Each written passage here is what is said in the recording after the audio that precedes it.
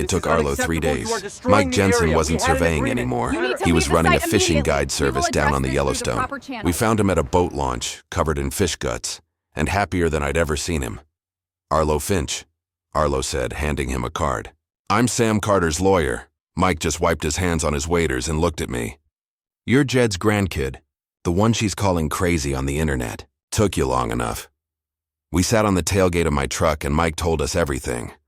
She's not just crooked, she's stupid crooked, Mike said. She hired me to do the initial boundary survey and title lookup. First thing I found, the tax payments. Right there in the county records, clear as day, paid in full by the Carter Family Trust. I went right to her. I said, Evelyn, you can't touch this. This land isn't abandoned, it's owned. Your adverse possession claim is dead on arrival. My heart was hammering. What did she say? Mike snorted. She told me to bury the report, said the county clerk was a friend, and that if I wanted my check, I'd file the survey without the tax payment page. Just omit it. Claim it was a clerical error. So you did it? I asked. Hell no, Mike spat. I told her to go to hell. She fired me, hired some hack firm out of California to rubber stamp it, but I kept a copy, kept my field notes, kept the original title report she told me to bury. I figured, one day, she'd screw someone over big enough that it'd matter. He looked at me. Guess you're the guy. When we walked into that courtroom 2 months later, Arlo had that report in his briefcase. The place was packed. And not with my friends. It was all the homeowners from Grizzly Creek. They stared at me. I mean, daggers. They thought I was the grifter. They thought I was some long-lost relative trying to scam them out of their homes. Evelyn Reed sat at the defense table looking cool as ice like she was at a board meeting. Her lawyer was slick. He argued honest mistake, clerical errors, confusion in the county records. He painted me as an opportunist who had abandoned his family legacy. Then Evelyn took the stand. She was perfect, polished, sympathetic. We truly believe the property was abandoned, she said, dabbing at a fake tear.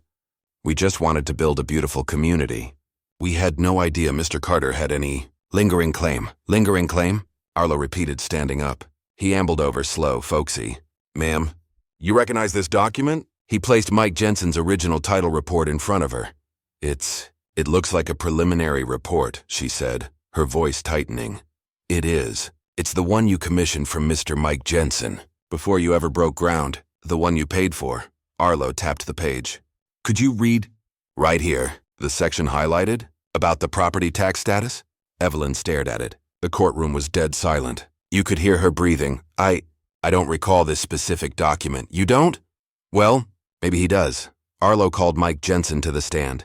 It was beautiful. Mike just calmly and with great satisfaction dismantled her.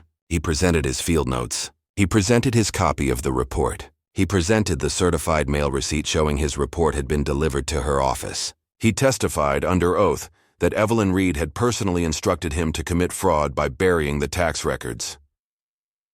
I watched the judge. Her face just got tighter and tighter. When Mike was done, Evelyn was gray. Her slick lawyer was shuffling papers, objecting to everything. The judge just overruled him time after time. Sit down, counselor. The verdict didn't take 24 hours. The judge issued it from the bench. She called Evelyn's actions a systematic, predatory, and malicious scheme to defraud. She voided the adverse possession claim. She voided the illegal subdivision. She ruled that I, Sam Carter, was the sole legal owner of all 60 acres and all 52 homes, free and clear. She referred Evelyn Reed and her company to the state attorney general for criminal prosecution. I just sat there. I couldn't move. Arlo just patted my arm. The room erupted, but it wasn't cheering. It was screaming. The homeowners, those 48 families, they rushed the aisle. They were terrified. They were surrounding me. What about us? Are you kicking us out? We paid. We have mortgages. Please. We have kids. They all looked at me, their stalker, their unstable boogeyman, as their only hope, and I looked at them, and I thought about my empty work calendar. I thought about the optics that cost me my job.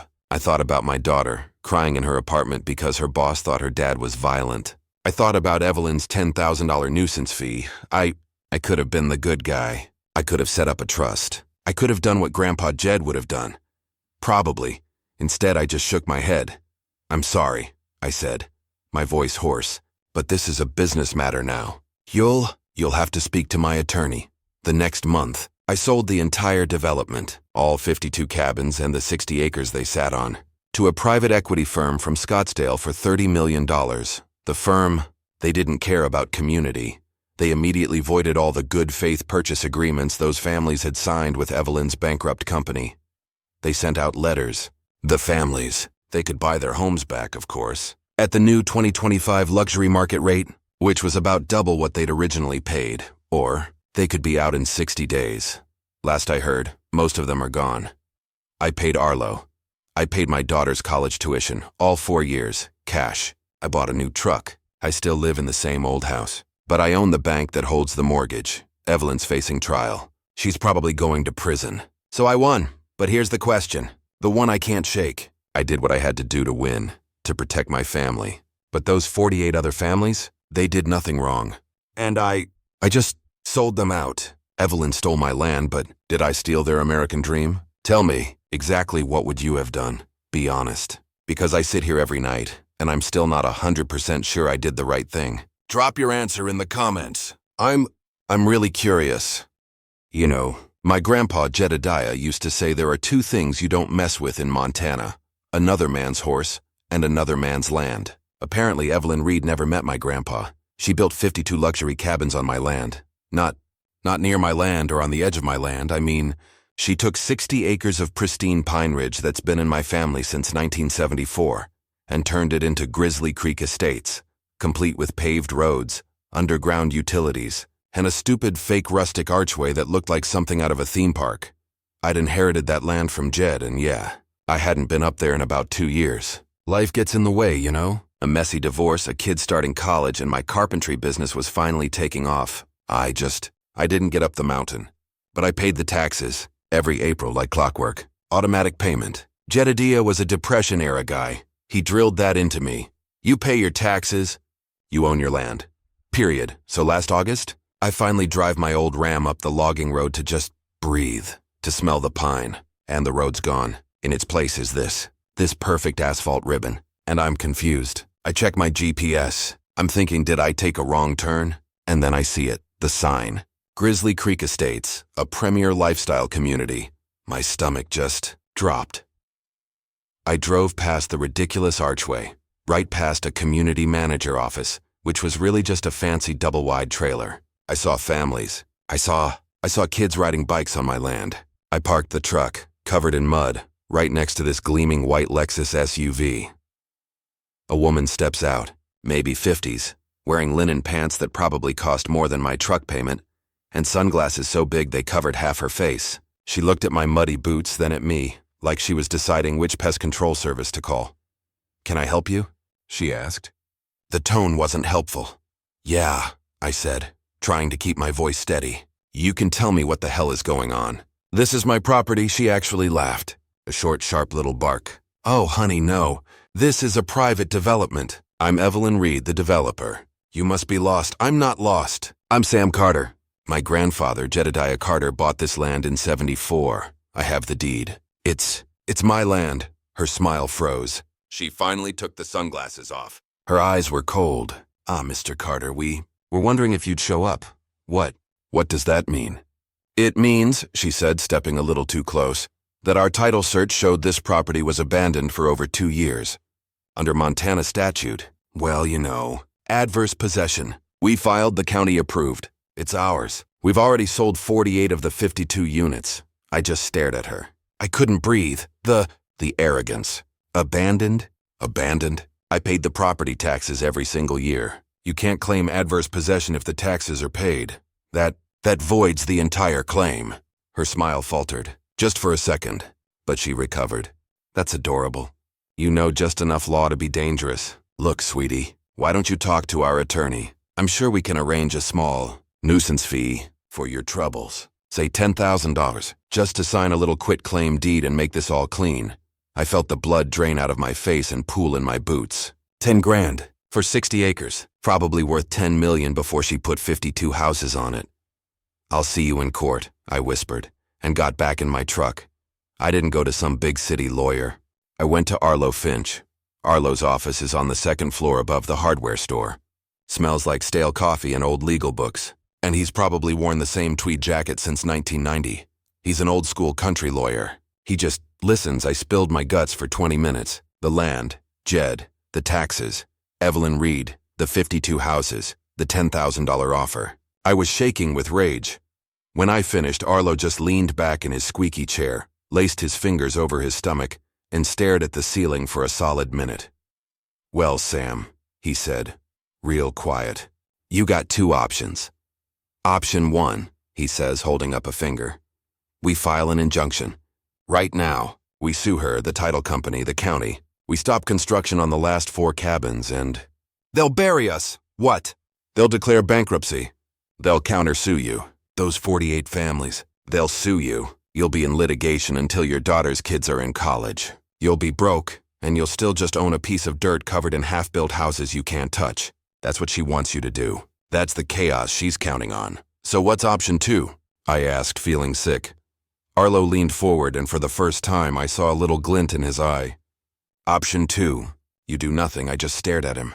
Nothing? Nothing. You let her finish. You let her put the granite countertops in. You let her install the fancy jacuzzi tubs. You let her sell those last 4 cabins. You let her commit. Textbook multi-million-dollar fraud. On top of the fraud she already committed, he smiled. See, Sam? Right now you're fighting for dirt, but if we wait, we'll be suing for 52 fully completed high-end luxury cabins. You won't be fighting 48 families. You'll be fighting one developer who knowingly sold property she never owned. We don't file for an injunction. We file for a declaratory judgment. We ask the judge to declare that you are the rightful owner of everything. It was cold. It was brutal. And it was brilliant. How long? I asked. Maybe 6 months. But it's gonna be the worst 6 months of your life. Because she's going to find out we're not taking the settlement. And she's not going to play nice. Arlo was right. The harassment started 2 weeks later. It was subtle at first. I drove up the public road just to look, and within 10 minutes a sheriff's deputy pulled up behind me. Young guy. Real polite. Afternoon, Sam. Just admiring the view? It's my view, deputy. Or it's supposed to be. He shifted his feet. Look, Mrs. Reed, she's a major donor to the sheriff's equipment fund. She feels like you're loitering with intent to harass. I'm just asking you, as a courtesy, to maybe not park here. A courtesy. Got it. Then, the Facebook post. The Gallatin Valley community page. Pinned by Evelyn Reed herself. Community alert. Please be aware of an unstable individual, Sam Carter, who has been stalking our Grizzly Creek community. He drives a blue Ram truck. He has been making threats. He claims to own the development. Please call 911 if you see him. Protect your families. Unstable. Stalking. My phone blew up. Sam, what is this? Sam, are you okay? Then the calls stopped being supportive. They just stopped. I'm a carpenter. A handyman. I live on referrals. My biggest client, the Red Mountain Lodge, called me. Sam, the manager said, listen, we're gonna pause that deck renovation. We're getting some feedback about the optics. We can't have our guests worried. Optics. I was radioactive, but she wasn't done. This was the part that got me. My daughter Chloe was waitressing at the diner in town, saving up for school. A man in a suit came in, sat at her table, didn't order food. He ordered coffee and pulled out a notepad. He asked for her manager. He said he was a private investigator looking into a dispute. He asked Chloe's boss if I had ever been violent, if I had a drinking problem, if Chloe seemed scared, or if she'd ever mentioned me acting erratically. Chloe called me that night crying. Dad, they think you're dangerous. My boss, he cut my shifts. He said it was for my safety. Dad, what's happening? That's when I snapped. I drove to Arlo's office, walked past his secretary. I was shaking. She went after my daughter Arlo. She's trying to get my kid fired. It's over! I'm done. I'll take the 10 grand. I don't care. I wanted to stop. Arlo just sat there, didn't say a word. He let me rant. Let me just empty myself. When I was done breathing hard, he just looked at me. She's desperate, Sam. She's not trying to warn the community. She's trying to discredit a witness. She knows we're not backing down. She knows we have the tax receipts. She's just burning everything. This isn't defense. This is arson. How do we fight this? I whispered. We don't, Arlo said. We let her, and we find our own kill shot. He tapped his pen on his legal pad. When you first came in, you mentioned she changed surveyors halfway through the job. You remember that? I nodded. Yeah. A guy named Mike Jensen. She fired him. Said he was too slow. Did you know him? A little. He hated her. I remember him at the hardware store, complaining she was trying to get him to cut corners on the boundary survey. Said she was crooked as a dog's hind leg. Arlo Finch finally smiled. It was not a nice smile. Find Mike Jensen, he said. People like Evelyn Reed. They always forget who they screwed over on the way up.